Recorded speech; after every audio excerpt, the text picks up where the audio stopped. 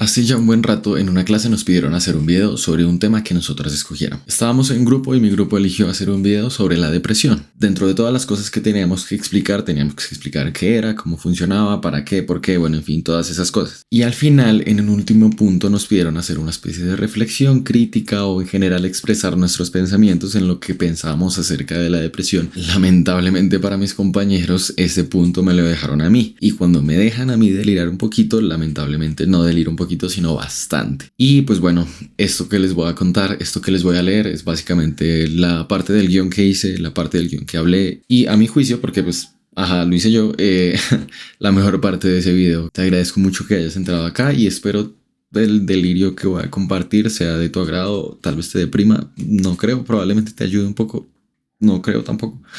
El caso es que espero te guste mucho. Obviando el hecho de que es evidente la drástica y contundente influencia de un entorno adecuado, desde hábitos alimenticios, hábitos de sueño y en general un funcionamiento del cuerpo estable, sumado con la suerte de tener un trabajo agradable y una calidad de relaciones interpersonales, suponiendo que estos aspectos sean resueltos y se cuente con ellos de manera saludable y estable, ¿por qué aún así habrían personas que desarrollan un trastorno psicológico como la depresión?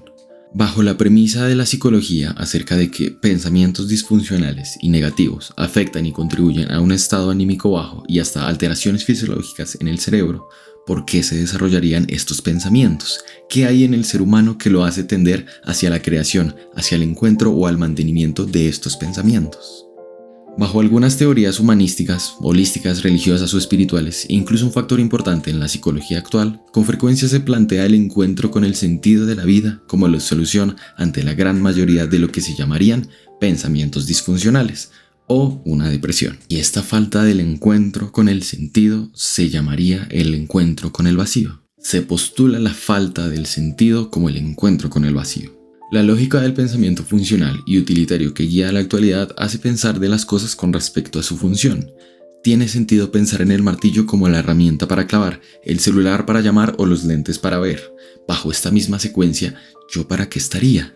¿Cuál sería mi función en el mundo? ¿Qué y por qué estas preguntas guían y se encuentran con algunas personas que atraviesan una depresión? ¿Yo para qué soy? Y avanzar en el funcionamiento de las cosas usualmente lleva a una especie de encuentro con el absurdo. A pesar de que el martillo sea funcional para clavar, ¿para qué yo querría clavar algo si eventualmente caerá? ¿Para qué haría dicha tarea si eventualmente habré terminado dicha tarea y luego me reencuentro con la nada? ¿Para qué querría llamar a alguien si de lo que hablaremos al final es inútil? Él morirá, yo moriré. Además, ni siquiera recordaremos lo que hablamos dentro de 2 días. Y lo sé porque no recuerdo de lo que hablé con él hace 2 días. ¿Qué hago cuando lo que hay no encuentra un sentido que valga la pena y además nada lo tiene? Pues bueno, a veces la psicología plantea redireccionar estos pensamientos a unos más funcionales, a hacer encontrar al paciente una nueva función de las cosas, un encuentro con el sentido de las cosas, algo más realista u optimista, casi que hacer que el encontrarse con el absurdo sea cada vez más distante, cada vez más difícil, de servir por y para algo antes que poder pensar sobre ese por y para qué. Y aún así, allí se sigue encontrando en la población el malestar físico, el malestar emocional y el malestar mental.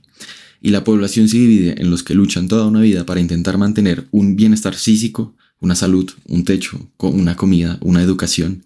Algunos privilegiados que cuenten con ello avanzan para encontrar un bienestar emocional y o social, y otros más beneficiados aún que se encuentran con su mente. El pensamiento, el arte y la filosofía sirven para entretener a los privilegiados. Desgracias para los que luchan por sobrevivir y además reconocen estas ideas del vacío. Les queda continuar en el ciclo preestablecido para ellos, de estudiar, trabajar y morir. Y además de hacerlo, lidiando con el vacío. ¿Quién no se deprimiría con esto? Algunos se convencen de que disfrutar de vez en cuando, con cierta medida de responsabilidad, es una vida plena. Estar con amigos y personas que quieras y luego cuando logres sumar el poco de tiempo y dinero que les quede de vida, poder realizar algo significativo y luego contárselo a esas mismas personas que pues tal vez no les interese, compañeros de trabajo, compañeros de universidad, familia, todos habitantes del vacío que solo lo recubren ya que no saben qué hacer con él más que eso, escucharse los unos a los otros como sin notarlo, intentando llenarse con esas experiencias o con ese crecimiento que tienen, ahora son un poquito mejores. Ahora lograron algo más que su propio absurdo. Algunos extraños, algunos raros, los que dan su atención a otros aspectos, los que tal vez creen encontrar el conocimiento y bienestar en algo más allá de lo físico, en algo que trascienda, en algo que signifique algo, algo que, a pesar del sinsentido, permita hallar algo a lo que aferrarse para poder avanzar, refieren, entre muchas otras cosas, ya sean métodos, filosofías o conocimientos, refieren haber encontrado el bienestar en la contemplación. Estoicos separándose de sus emociones, budistas de sus deseos, el yoga del cuerpo, todos buscan el control del malestar para encontrarse con el bienestar. Todos escapando del mal, escapando del sinsentido, escapando del no saber. Y entonces yo me pregunto, ¿por qué no quiero no saber? ¿Acaso la biología misma le teme a lo que no sabe? ¿Por qué el niño le teme a la oscuridad? Tal vez en su mente pueda haber algo, pero puede que no. Él no sabe, y el no saber lo carcome por dentro. Busca en el que sabe su protección y le pide que enfrente ese desconocimiento por él, que busque la luz y que me la dé, que me permita avanzar hasta donde, nuevamente, me encuentre con el no saber, me encuentre con el vacío y siga temiendo, y que el valiente me lo dé, que el valiente me salve, que el que sabe me dé. Solo que, pues bueno, cuando creces ya no temes regresando a tu madre para que ella encienda la luz. Ahora pretenden saber algo con sus compañeros, ser profesionales y trabajadores. Ahora se cree que el estar o el haber hecho algo importante le da sentido a ese no saber, como si eso fuera la luz, a esa nada a la que constantemente evitan, a la reacción al miedo que frecuentan. ¿Cómo saber que no saben nada? Algunos ni siquiera saben que no saben, y acaso así estarían mejor, más felices, menos deprimidos que los que de pronto saben. No lo sé, al menos la clase media oscila en ello, y suponen, pretenden, habitan o sienten bienestar. Ahora bien, algunos que se permiten pensar, y a otros que tal vez ni siquiera los dejaron hacerlo, parecen encontrar ese sinsentido último y nombrarlo Dios. Afirmar que Dios es el sentido, el por, el para y el por qué, el todo y con ese todo y a partir de ese todo funcionar, actuar y existir de una determinada manera u otra. Controlados, limitados, creyéndose ser conocedores y además cuando se encuentran entre ellos y se permiten pensar ya saben la respuesta y en ellos pues tal vez no habría esa incesante falta. Y bueno, ¿por qué creerles? ¿Acaso esto no sería tal vez un autoengaño? Pero ¿acaso el convencerse del vacío no es también un autoengaño? Tanto el creyente como el no creyente se encuentran con que su creencia lo es todo. Es el significado primero. Es lo que es como es un significado. Es una creencia, es una fe, es un conocimiento a priori, es una intuición. El que sabe y el que no sabe en esto son lo mismo. El creyente y el no creyente son iguales. Y entonces, ¿con qué me encuentro si con lo que me encuentro es el mismo absurdo cada que avanzo? Y tanto Dios como la nada son absurdos, limitados, engañados, no reales. La percepción nos engaña, la misma percepción nos engaña. ¿Qué sería un autoengaño entonces? ¿Qué es nuestro cuerpo más que eso? Percepción.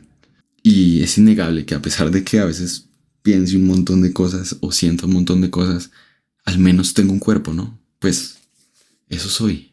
¿Acaso siquiera preguntarme, acaso siquiera replantearme todas estas cuestiones de la realidad me ayudaría a repensarlo, me ayudaría a reentenderlo?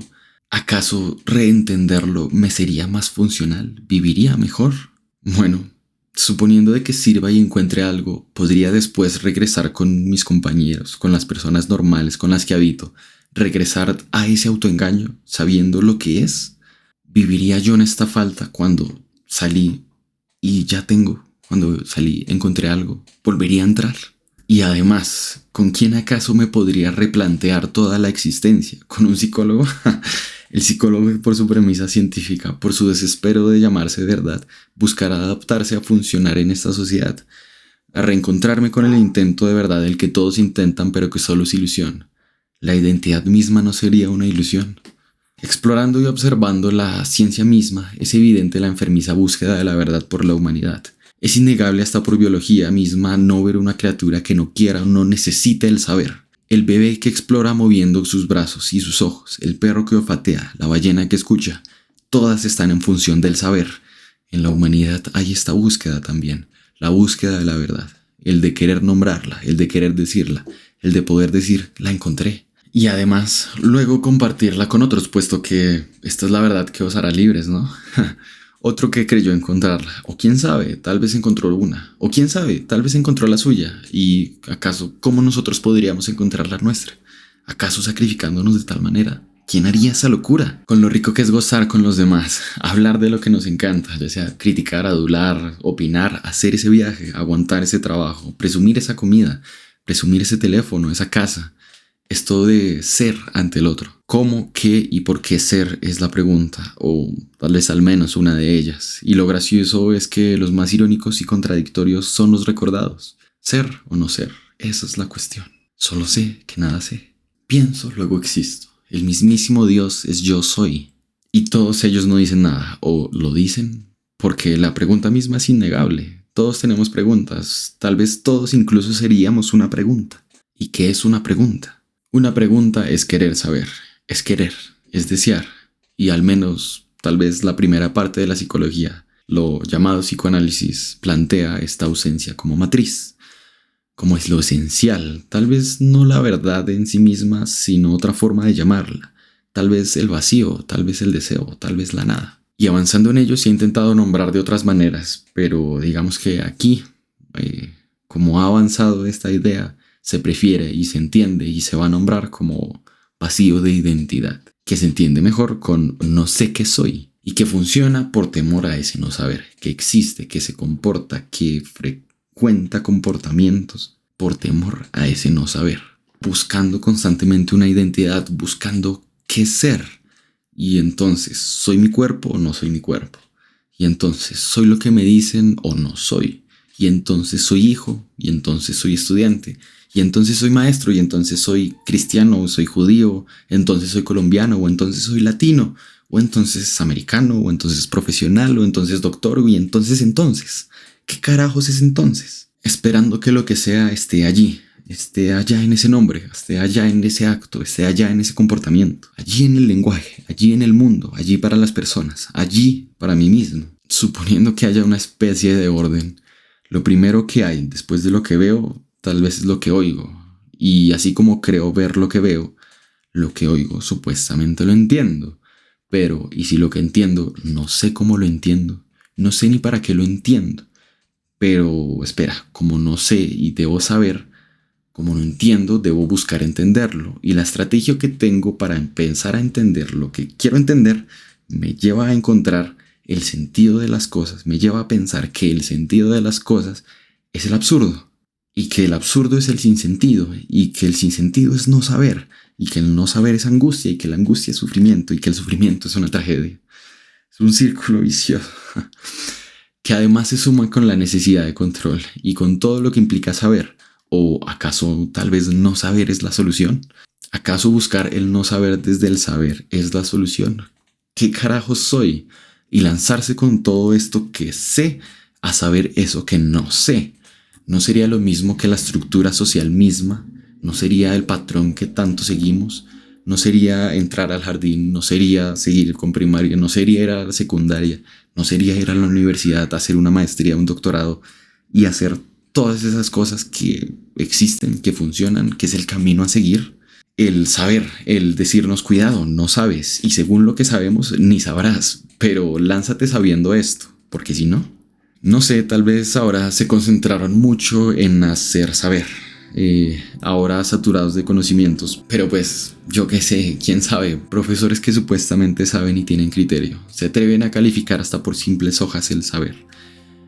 El tonto ni siquiera sabe que no sabe, y cree que sabe, y se enorgullece, y desea que lo deseen por saber, porque cree que el otro no sabe que no sabe, que sabe más, y que si le hace creer que eso que sabe es el verdadero saber, será tan querido como él quiera la verdad que él cree tener, porque cree ser la verdad. Se confunde el iluso, y tiene la responsabilidad de orientar. ¿Qué puede orientar a alguien confundido? Todos caerán en la desdicha. Más trabajo para el psicólogo o para la persona que se atreva, por valentía y por privilegio, a saltar, a pensar, a no saber, a intuir, a dejar todo en el azar, al que se atreva a hacer algo ante el miedo y a la tristeza que domina al depresivo, a la impotencia en la que se encuentra. No saber y no tener el control. No hay nada más que desesperarse, no hay nada más que desesperanzarse. Tal vez Tal vez sea y es responsabilidad de unos pocos el atreverse a pensar. Tal vez por eso mismo la escalera y la brecha social. No todos pueden tener el privilegio porque no todos son tan valientes como para lanzarse a ese no saber. Y si tuvieran el privilegio, se perderían en los placeres del cuerpo, con la ilusión del conocimiento, con el creer saber, y quién sabe qué atrocidades harían. Afortunadamente, por extraño que parezca, resulta de provecho dicha brecha social. Eventualmente alguno de ellos saldrá, eventualmente alguno de ellos será libre. Ojalá, si Dios quiere, si son lo suficientemente fuertes, y si son más fuertes aún como para comentar lo encontrado, a ver si ese cerebro de la sociedad, esa de la que escapan, aguanta un poquito de verdad. Y que tal vez en algún punto, en algún momento, algunos psicólogos más críticos inviten a sus pacientes y a sí mismos a explorar dentro de sí, a encontrar su propósito, a entender el mundo con bienestar.